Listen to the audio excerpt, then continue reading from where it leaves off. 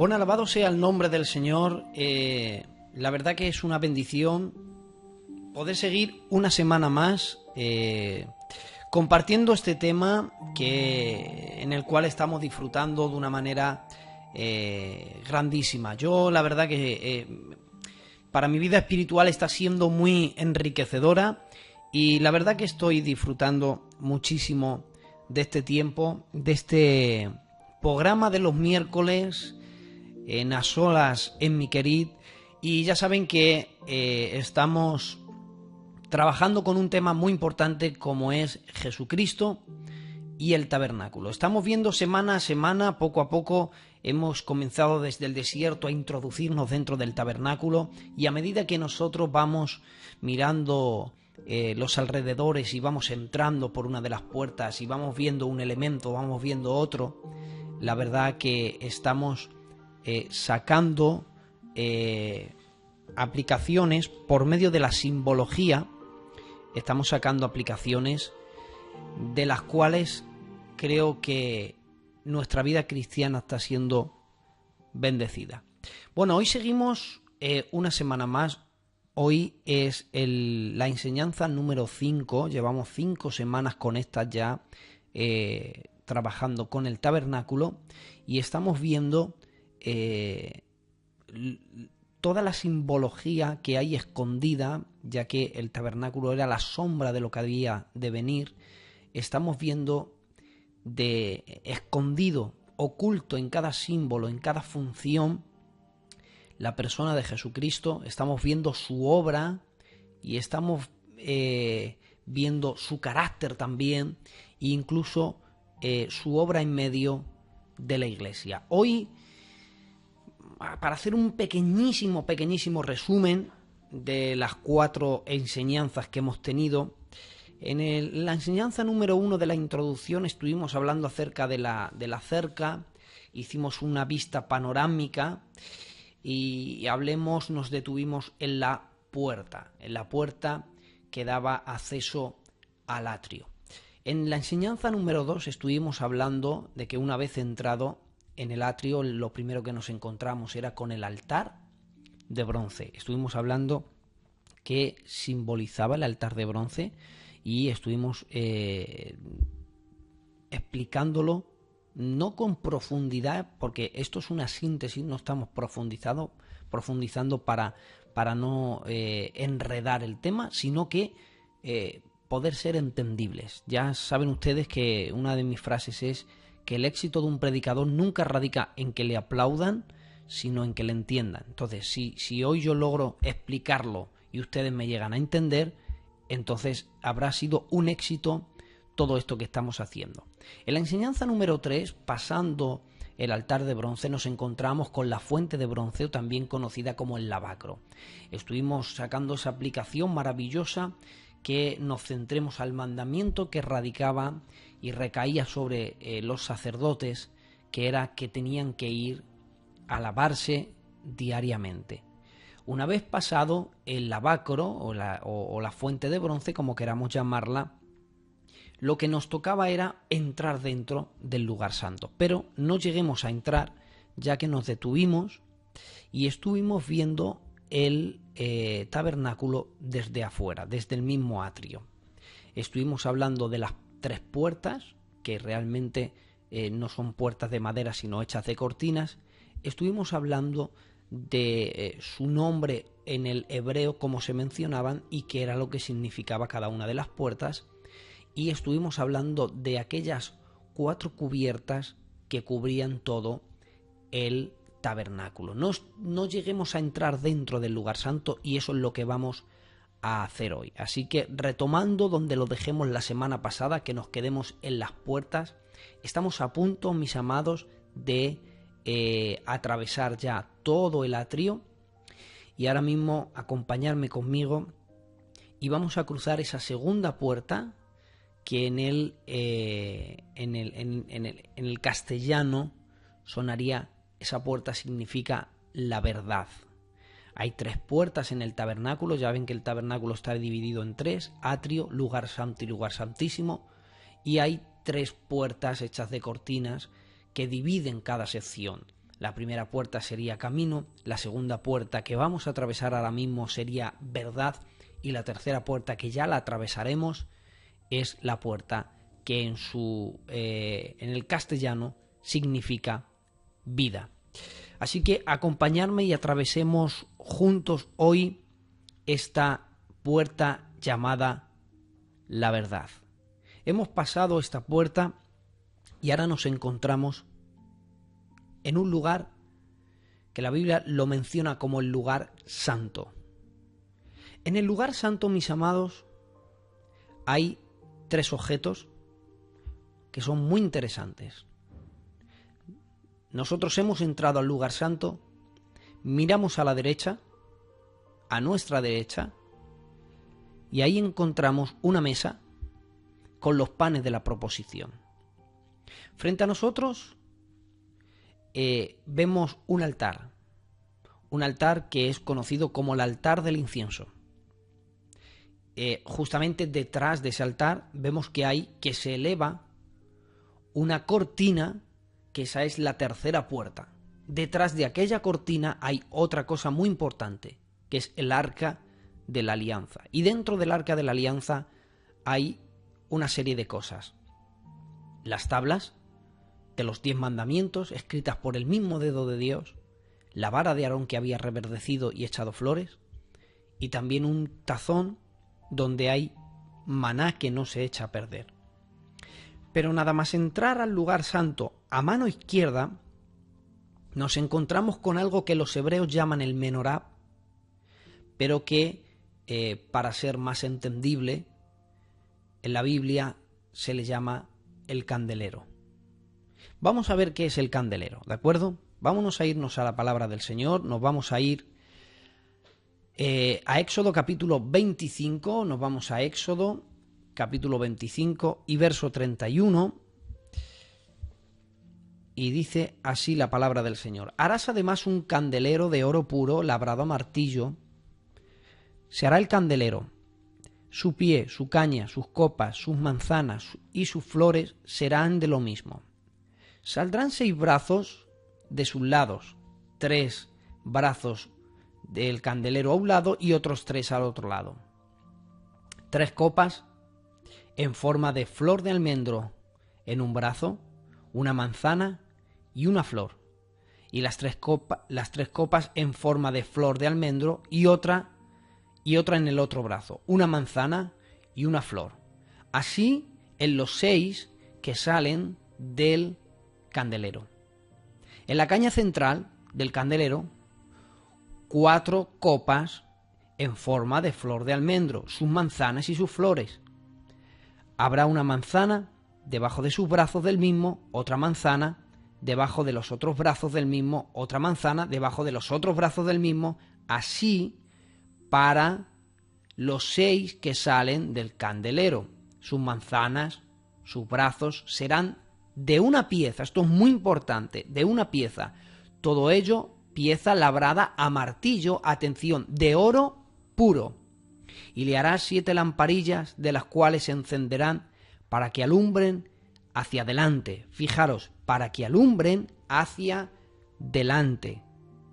De un talento de oro fino lo harás con todos estos utensilios. Y ahora le dice, mira y hazlo conforme al modelo que se te ha sido mostrado en el monte. Alabado sea el nombre del Señor.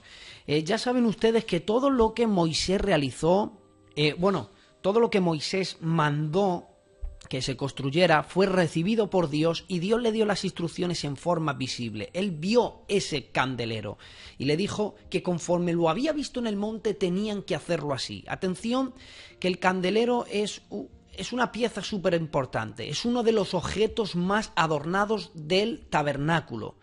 Fijaros que es un objeto en el que siempre debería estar encendido.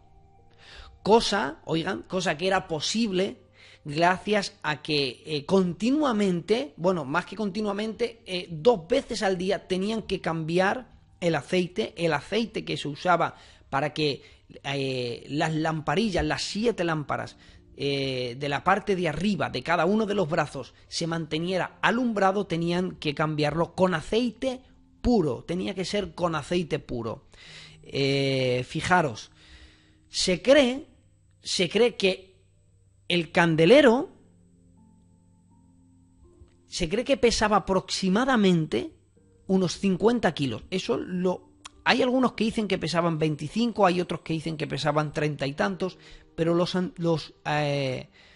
hebreos, algunos eruditos, defienden con que el menorá, el candelero, pesaba 50 kilos de oro puro. Aproximadamente tendría un valor de unos 180.000 euros únicamente un solo objeto que había en el lugar santo. La posición ya la hemos explicado. Nada más entrar en el lugar santo, a mano de izquierda nosotros veríamos el candelero. Imaginaros, hermanos, impresionante aquella escena, que la descripción del candelero era increíble.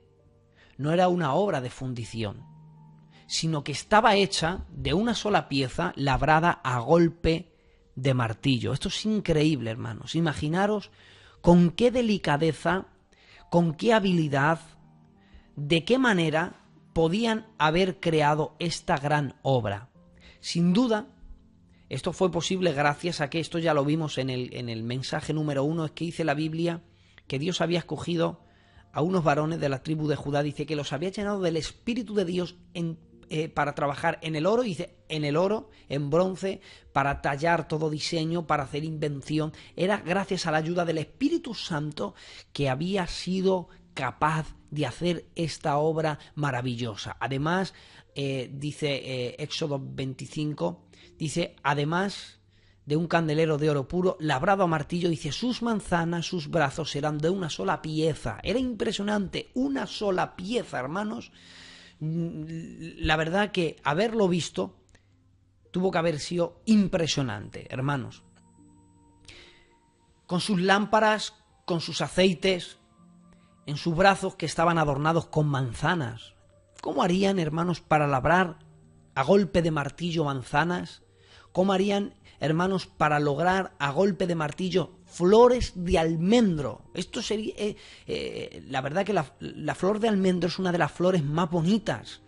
Sin embargo, fueron capaces, gracias a la ayuda del Espíritu Santo y la sabiduría y la ciencia que el Espíritu Santo depositó en aquellos artífices que trabajaban con el oro, fue capaz de lograr todo esto.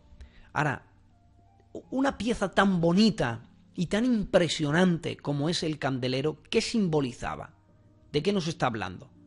Fijaros, hermanos, que este estudio, ¿cómo se llama? Jesucristo y el tabernáculo. Obviamente, una vez más, encontramos a Cristo en otro objeto. El candelero representa, aparte de representar varias cosas, pero principalmente en el mensaje, en el estudio cristológico, observando el tabernáculo, le vemos a Cristo, le vemos en todo lugar, le vemos en cada objeto, y en cada una de las manifestaciones de este objeto vemos la manifestación de su carácter y de su obra. El candelero simboliza a Cristo Jesús también.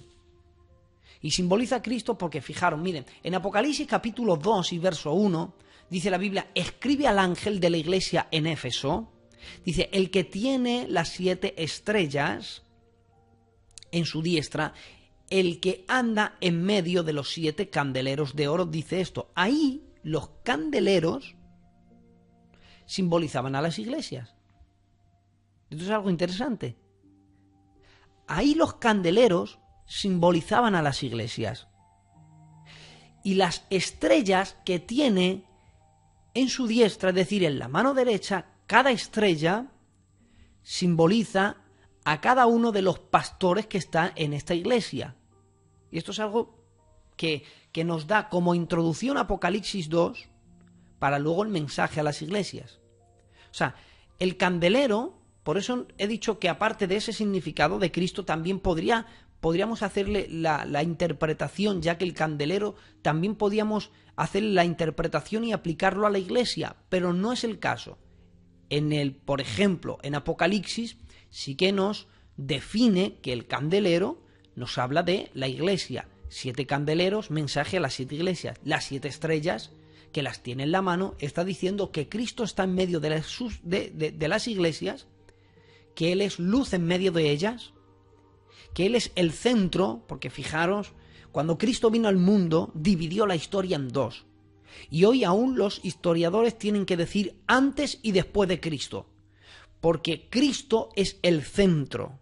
Y ahora vamos a ver por qué he dicho que Cristo es el centro. Miren, ¿sabe por qué Cristo es el centro? Bueno, digo esto y ahora volvemos a esto que os estoy diciendo del por qué Cristo es el centro. Cristo, que está en medio de los 7 candeleros que ahí simbolizan las iglesias, Él tiene 7 estrellas en su mano derecha. Nos habla de que Él tiene en su mano a cada uno de los pastores que estaban pastoreando dicha iglesia. Y Él está diciendo, yo tengo en la mano a los pastores porque aunque están ahí, mi mano lo sostiene. Si yo quito mi mano, ellos, aunque son estrellas y están en un lugar de posición, si yo les quito mi diestra, se convierten en estrellas fugaces, dejan de existir. Pero gracias a que yo estoy en medio de los 7 candeleros de oro, son posibles que todos ellos tengan luz, y gracias a que yo sostengo a los pastores en la mano, gracias a ello las iglesias todavía no se han perdido.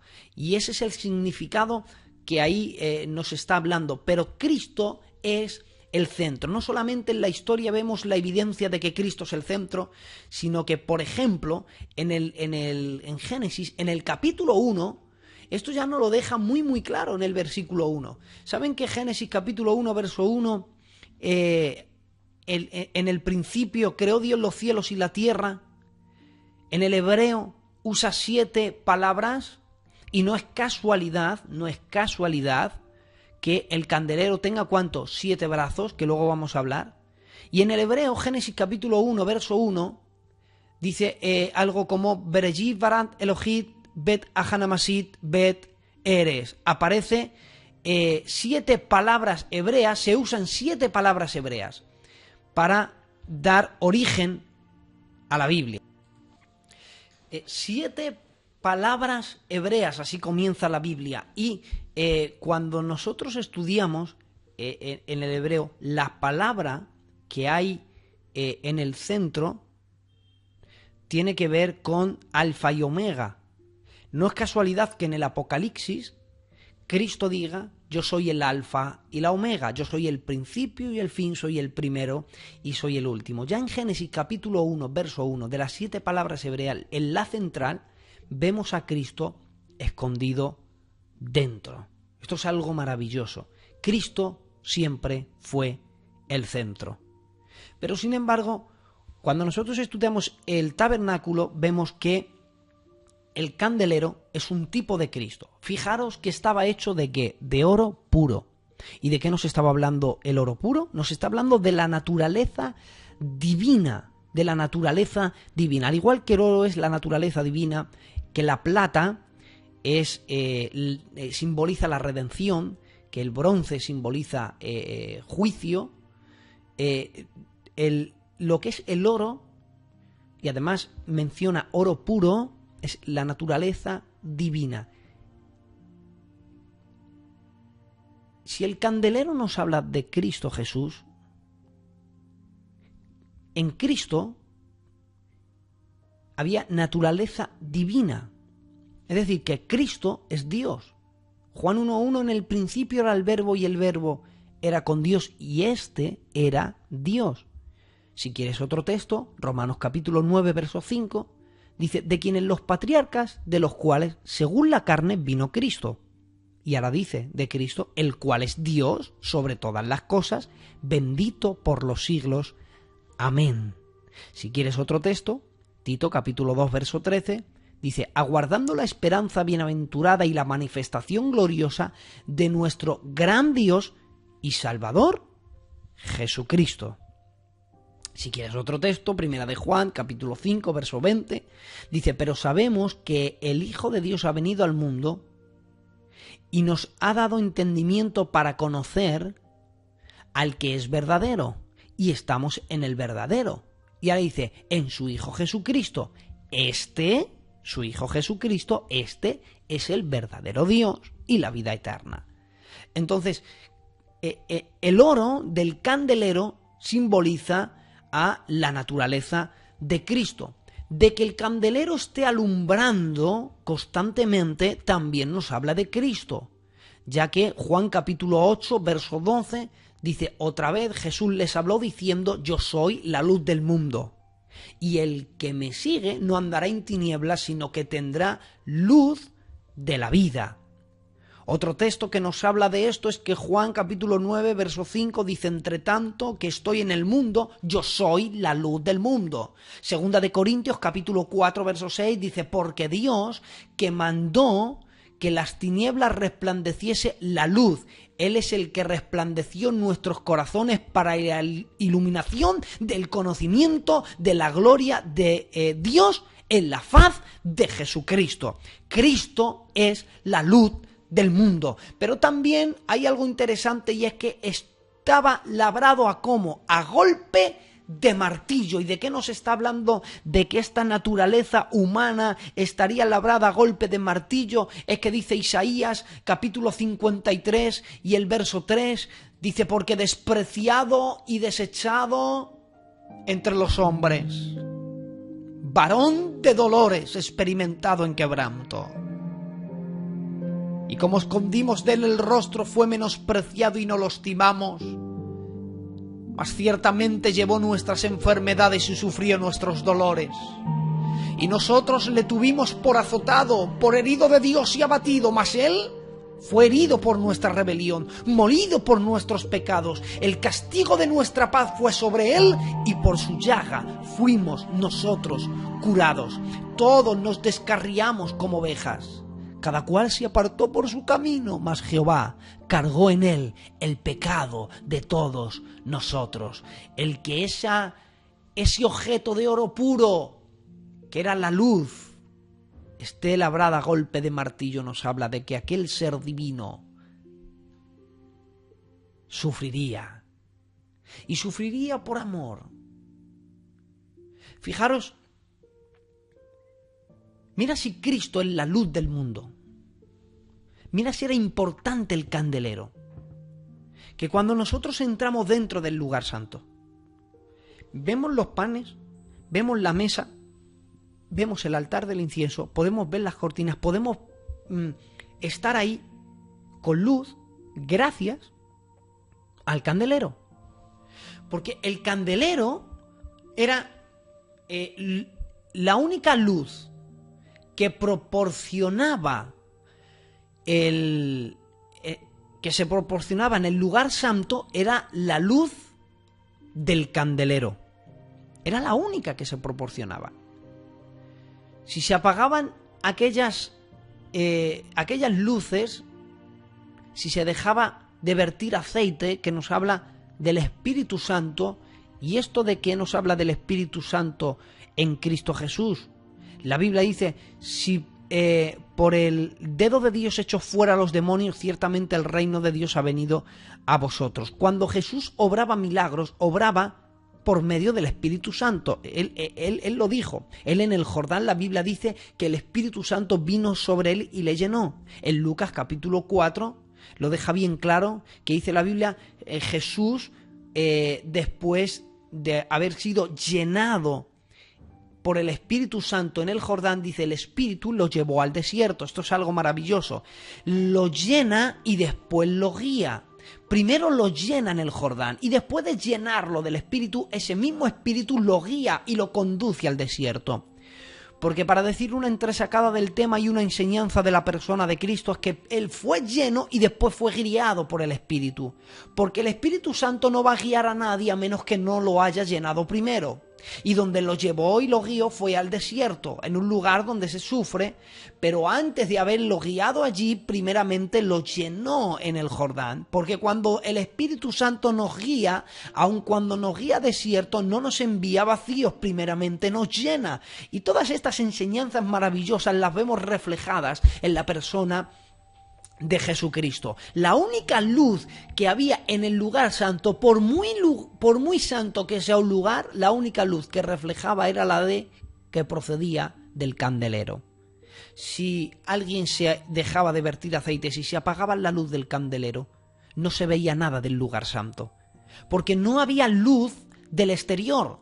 La luz solar no penetraba dentro del lugar santo, porque había 4 cortinas, recuerden el mensaje de la semana pasada, había 4 cortinas, o 4 cubiertas, perdón, que impedían que la luz solar entrara dentro e iluminara el lugar santo. ¿Para qué? Para que no sea gracias a la luz del exterior que nosotros podemos andar, caminar y percibir las maravillas que hay dentro del lugar santo, sino que nosotros podemos caminar a gusto y podemos disfrutar de las maravillas que hay en el lugar santo gracias a la luz que es Cristo Jesús, que es el candelero que está alumbrando. Es decir, que cuando nosotros queremos disfrutar de las cosas de Dios y caminar en este mundo maravilloso, pero queremos ser guiados por la luz que viene del exterior, porque a veces, hermanos, queremos distinguir las cosas por medio de cómo ve las cosas el mundo, y conforme se ven las cosas en el mundo, así quiero verlas yo en Dios. Pero oigan, en el lugar santo, que es el camino en el que nosotros nos estamos encontrando, en este maravilloso evangelio, nosotros no podemos guiarnos gracias a la luz que viene del exterior del lugar santo, sino que únicamente nosotros tenemos que guiarnos a través de la luz que se nos proporciona el candelero. Y fíjate que cuando el candelero dice que proporcionaba luz, dice, hazla de una manera que la luz sea para adelante, y esto es algo maravilloso. ¿Por qué es maravilloso? Porque verán, hermanos, la Biblia dice en el libro de los Salmos, dice, lámpara es a mis pies tu palabra y lumbrera a mi camino. Y oigan, esto de lámpara es a mis pies tu palabra y lumbrera a mi camino, nos está hablando de que cuando aquellos que viajaban de un lugar a otro llevaban una lámpara que la extendían con el brazo y únicamente iluminaba, por mucha oscuridad que había, no iluminaba todo el camino, pero iluminaba el radio suficiente como para dar un paso y poder ver dónde estás pisando. Y fíjate que lo que alumbra cuando estiramos el brazo es que alumbra la parte de delante, no de atrás. La lámpara no alumbraba lo de atrás, porque no somos de los que retrocedemos, sino de los que los seguimos adelante. No de los tampoco lo que había al lado, pero sí ilumina lo que había delante. Y el candelero iluminaba lo que había delante. Y delante, al iluminar delante, iluminaba todo el lugar santo. ¿Y de qué nos habla la lámpara? Lámpara es a mis pies tu palabra y lumbrera mi camino. Fíjate que ahí interpreta que aquella lámpara es la palabra de Dios, y la palabra, que es el verbo fue hecho carne, Cristo es el verbo de Dios. ¿Te das cuenta que todo nos está hablando acerca de Cristo? Es gracias a Él el que te va a iluminar tu camino. No es el tiempo de... mira, tenemos toda la luz necesaria para saber vivir todo. Si quieres tener un matrimonio exitoso, en la palabra hay luz suficiente para tener un matrimonio feliz. Si quieres tener una vida de paz, una vida saludable, una vida de tranquilidad, en la Biblia hay luz suficiente. Dios nos da la luz suficiente como para saber hacer las cosas. Si, fijaros, mira, hay un tema muy interesante en el que a mí, después de esta serie voy a comenzar otra serie de mensajes que hablo el universo desconocido. El universo desconocido es el ser humano. El ser humano es el universo que aún está por explorar. Es un gran universo que Dios diseñó dentro de cada ser humano. Y uno de los temas que hablaré será acerca de la salud, y cómo Proverbios nos habla de la salud, y cómo aplicando la palabra podemos tener una vida saludable.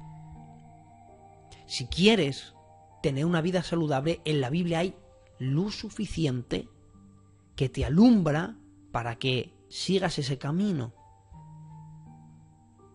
Una vez más, el carácter y la manifestación de Cristo Jesús. Fijaros que ¿cuántos brazos había?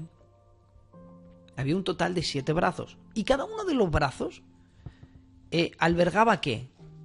una lámpara que iluminaba, 7 lámparas. ¿De qué nos habla las 7 lámparas? Esto tiene 2 significados muy importantes, voy a decir uno y el próximo y luego ya acabamos.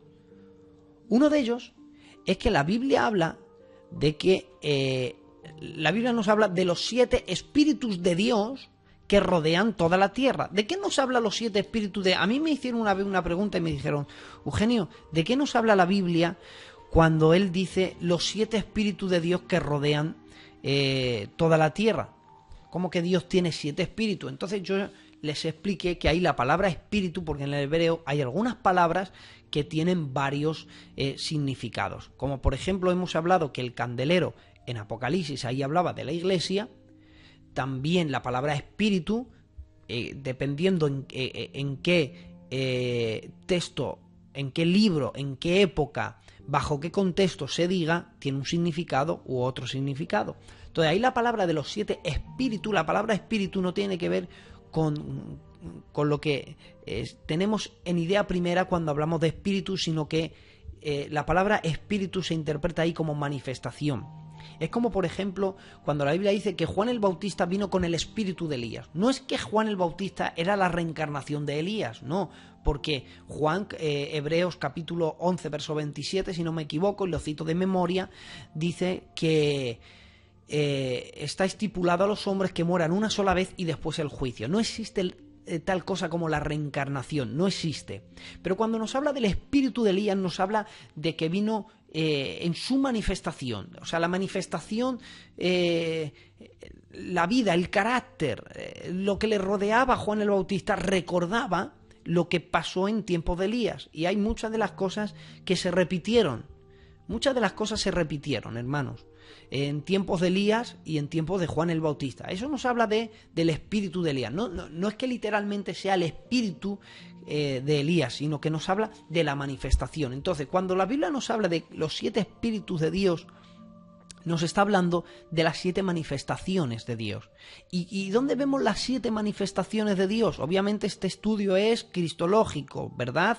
Bien, pues dice Isaías capítulo 11 y el verso 1, estas 7 manifestaciones de Dios, mira en quién la vemos reflejado. Dice 11, verso 1 del libro de Isaías: saldrá una vara del tronco de Isaí y un vástago retoñará de sus raíces. Obviamente esto es un texto cristológico, nos está hablando de Cristo. Y en Cristo mira lo que dice, reposará sobre él el espíritu de Jehová. Y ahora dice, número 1, espíritu de sabiduría, espíritu de inteligencia, espíritu de consejo, espíritu de poder, espíritu de conocimiento, espíritu del temor de Jehová. Y luego nos habla también otro de los textos, verán, y el espíritu de sus labios matará al impío. Entonces, nos está hablando aquí acerca de la manifestación de Cristo. Cristo se manifestó en 7 formas diferentes, que por ejemplo lo vemos reflejado en Isaías capítulo 11 y verso 1. Entonces, las 7 lámparas de Dios, los 7 espíritus de Dios, nos está hablando acerca de las 7 manifestaciones de la persona de Cristo Jesús, cómo manifestó la divinidad en 7 formas diferentes. Y oigan, no solamente para enriquecer y terminar este tema, no solamente nos habla el candelero de Cristo y su manifestación, sino que también, como hemos visto en Apocalipsis, también el candelero simboliza a la iglesia. Ya hemos visto que en Apocalipsis capítulo 1 y en el verso 20, el misterio de las 7 estrellas que has visto en mi diestra, los 7 candeleros de oro. Y dice, las 7 estrellas son los ángeles, y los ángeles, la palabra ángel ahí es mensajero y tiene que ver con cada pastor.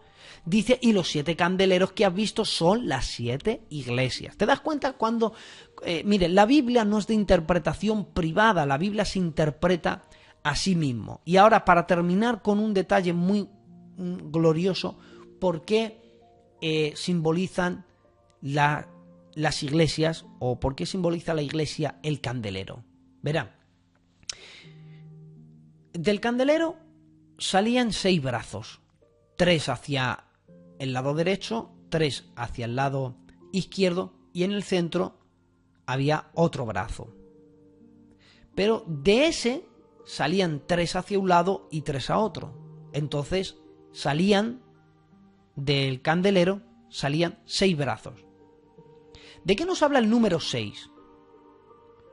Génesis capítulo 1, verso 26 dice: entonces dijo Dios, hagamos al hombre a nuestra imagen conforme nuestra semejanza. Y miren lo que dice el verso 31. Y vio Dios que todo lo que había hecho, he aquí era bueno en gran manera, y fue la tarde y la mañana, el día sexto. El número 6 en la Biblia nos habla, es el número del hombre, nos habla de hombre. Por eso, no es casualidad que el número de la bestia sea 6, 6, 6. Fíjate, 3 veces el 6. La palabra 3 nos habla de la divinidad. Entonces, cuando 6, 6, 6, que es hombre, hombre, hombre, es el 666 es la elevación del hombre a la tercera potencia, es decir, pretender que el hombre ser Dios. Y esto tiene un mensaje precioso. Entonces, el número 6 nos habla de hombre. Pero sin embargo, el 1, del 1 que salen, porque estos 6 salen del 1, ¿de qué nos habla el 1? El 1 nos habla de Dios, ya que Deuteronomio capítulo 6 y el verso 4 dice: oye Israel, Jehová tu Dios, uno es. Mira, aquí me voy a detener porque los unitaristas dicen que Dios es, al ser uno, y ahí se refiere al Padre, Jesús no es Dios, el Espíritu Santo no es Dios. Entonces ellos no creen, aunque la palabra Trinidad no venga en la Biblia, pero vamos a usarla ahora para entender. Ellos no creen Dios Padre, Hijo y Espíritu Santo. Ellos no creen en ello. Ellos creen un Dios unitario, que el Padre es Dios. Por ejemplo, los arrianos, los testigos de Jehová, también creen que Jesús no es Dios por ese texto, porque aquí Jehová tu Dios uno es. Pero miren, miren cómo es la palabra cuando la estudiamos hermenéuticamente. La palabra uno aquí no significa unitario. O sea, un hebreo, cuando menciona uno, no tiene nada que ver con uno en unidad, es decir, un solo ser. Ellos no entienden uno con un solo ser, ¿no? ¿Por qué? Porque ya tienen todas las escrituras como ejemplo. Por ejemplo, dice, miren, en el Génesis capítulo 1, verso 31, que hemos visto, que dice, y fue la tarde y la mañana, la tarde y, hay una separación, la mañana, una cosa es la tarde y otra cosa es la mañana, ¿verdad? Bueno, pues la tarde y la mañana forman un día. ¿Te estás dando cuenta? Una cosa es la tarde, otra cosa es la mañana, pero forman un día. Entonces, ¿cómo es posible que nosotros podamos ser uno? ¿Cómo es posible si somos muchos? Entonces, los hebreos no entienden uno como unitario. Los hebreos entienden uno como una unidad perfecta. Entonces, ahí el número 1 nos habla de Dios. Entonces, cuando nosotros unimos los 6 brazos con el 1, ¿cuántos brazos había y componía el candelero? Eran 7. ¿Y qué nos habla el 7? El 7 nos habla Génesis capítulo 2, y acabó Dios el séptimo día la obra que hizo, y reposó el séptimo día de toda obra que hizo. El 7 nos habla de perfección. ¿Y quién más perfecto que Cristo Jesús? El 7 siempre nos habló de la perfección. La Biblia da inicio con 7 palabras hebreas. En 7 ocasiones Jehová dice, y vio Dios que era bueno. Y si nosotros comenzamos a recorrer el número 7, vemos que cada vez que aparece el número 7 hay perfección en esa obra. Porque Enoc, que fue el primer ser humano que no murió sino que fue arrebatado, vivió ¿cuándo? Séptimo desde Adán, pertenecía a la 7ª generación. Es decir, que tenía todas las cualidades para que el que quería ser perfecto pudiera serlo, y este llegó a tal grado de perfección que no murió, sino que caminó con Dios y Dios se lo llevó. Y cuando nosotros analizamos el número 7 en la Biblia, es maravilloso. Otro día vamos a hablar acerca del número 7. Simbología bíblica, es precioso. Pero ven que quién más perfecto que Cristo Jesús. Yo te invito a que no mires a los hombres, que no te fijes en los hombres, porque cometemos errores, somos humanos. Puestos los ojos en Jesús, el autor y consumador de la fe. Pon tus ojos en Él. A veces ponemos la mirada en los hombres y nos decepcionamos, y es normal, porque somos débiles. Si quieres ver a alguien perfecto, sed pues perfectos, dice la Biblia, como vuestro Padre que está en los cielos es perfecto. Si quieres ser perfecto, mírale a Él. Mira a Cristo Jesús, que es la perfección en esencia. Que Dios os bendiga muchísimo. Muchas gracias por habernos aguantado estos 40 minutos. Gracias por seguir esta serie de mensajes cada vez que podemos compartirlas. Para mí ha sido una bendición y un honor. Gracias por haber estado en las olas en mi querir, gracias por haberme acompañado, y les espero la semana que viene con un nuevo mensaje de esta maravillosa serie. Que Dios les bendiga y hasta la próxima.